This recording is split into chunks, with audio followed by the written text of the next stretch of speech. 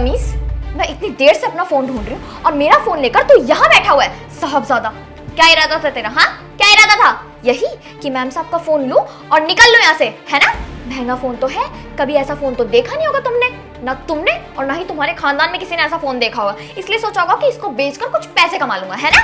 क्योंकि घर में तो कभी मौका मिलता नहीं है तुम्हें हाथ साफ करने का, कुछ काम धंधा होता नहीं है, बस आराम फरमा लो साहबजादे से। जो काम दिया था वो किया था तूने? नहीं मैम साहब, वो साहब ही तो है जिन्होंने तुझे अपने सर पे चढ़ा रखा है। अगर मैं होती ना तो तुझे तब का यहाँ से धक्के मार के निकाल चुकी होती, क्योंकि तू वैसे भी किसी काम का नहीं है। जो काम बताओ वो होता नहीं है, कुछ काम करने के लिए कहो तो बीमारी का बहाना बना लेता है। बस यही है तेरा, जिस काम के लिए रखा है वो काम तू करता नहीं, उसके अलावा सब कुछ करवा लो। नहीं मैम साहब, मैंने सारा काम कर दिया है घर का। अच्छा, तो तू अब मुझसे जबान लड़ाएगा? हाँ अच्छा ठीक है, तूने काम कर लिया, लेकिन तू मेरे फोन के साथ क्या कर रहा था? हाँ, फोन चुराना चाहता था ना तू? नहीं मैम साहब, गलत समझ रही है। मैं गरीब हूँ, इसका मतलब ये नहीं कि मैं चोर हूँ। मैं पूरा ईमानदार हूँ, ईमानदारी से काम करता हूँ। मैं ना अच्छे से जानती हूँ तुम जैसे लोगों को, सामने से अच्छे बनते हो और पीछे से मालिक के घर में हाथ साफ करते हो। मैम साहब, मैं इतने सालों से काम कर रहा हूँ, आज तक साहब ने ऐसा आरोप नहीं लगाया। आप मुझ पर खामखा का आरोप लगा रही है। अपनी बकवास बंद कर और चुपचाप जा यहाँ से, बाकी का काम कर, इससे पहले कि 2-4 और लगाऊं मैं तुझे। निकल।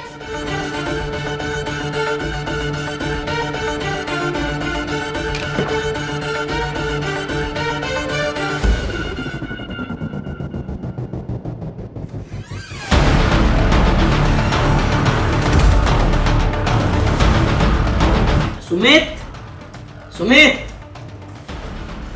जी साहब। अरे सुमित, तो इतना परेशान क्यों लग रहा है?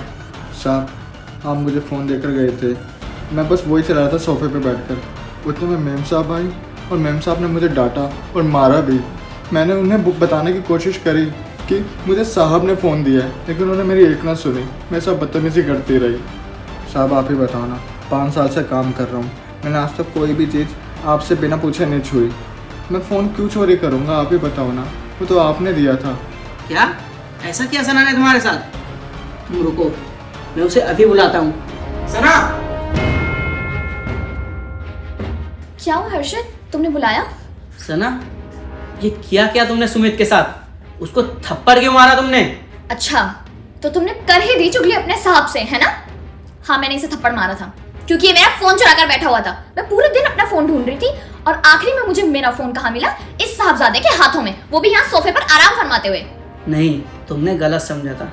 उसने तुम्हारा कोई मोबाइल चोरी नहीं किया था, वो तो मैंने ही उसे मोबाइल दिया था। और रही बात मोबाइल की, तो मैं तुम्हारे लिए नया मोबाइल लेने गया था। ये लो। तुम्हें उसकी पूरी बात सुननी चाहिए थी, फिर उसे कुछ बोलना चाहिए था, लेकिन नहीं, मैंने ये नहीं सोचा था कि तुम भी ऐसा करोगी। तुम्हें यार उसकी रिस्पेक्ट करनी चाहिए। जब हम बीमार होते हैं तो घर में हमारी सेवा वो करता है, हम तो बेड पे पड़े रहते हैं, लेकिन हमें खाना कौन खिलाता है? यही। और तुम्हें ये भी सोचना चाहिए कि वो हमारे घर में 5 साल से काम कर रहा है, तो वो कैसे हमारे घर में चोरी कर सकता है? लेकिन नहीं, तुम्हें तो अपनी आगे किसी की सुननी ही नहीं है।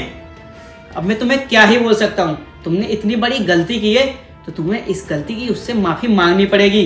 इससे पहले कि मैं तुम्हें कुछ और बोलूँ, तुम मुझसे माफ़ी मांग लो, समझी? मुझे माफ कर दो सुमित, मुझे तुम्हारे साथ इतना बुरा बर्ताव नहीं करना चाहिए था। हर्षित बिल्कुल ठीक कह रहे हैं, मुझे पहले तुम्हारी बात सुननी चाहिए थी कि तुम कहना क्या चाहते हो। बिना तुम्हारी बात सुने ही मैंने तुम्हें इतना कुछ सुना दिया और यहाँ तक कि तुम्हें थप्पड़ तक मार दिया। तुम हमारे लिए इतना कुछ करते हो और मैं तुम्हें ठीक से ट्रीट तक भी नहीं करती। हो सके तो प्लीज़ मुझे माफ़ कर देना। आप माफ़ी मत मांगिए मैम साहब, मुझे आपसे कोई शिकायत नहीं है। चलो अच्छी बात है, ये तुमने अच्छा किया कि सुमित से माफ़ी मांग ली। और सुमित यार, इसकी बात का बुरा मत मानना, और एक काम कर, जल्दी से 2 कप चाय बना ला। जी सर। बैठो। तुम भी आगे से ध्यान रखना कि उसके साथ ऐसा, ठीक है?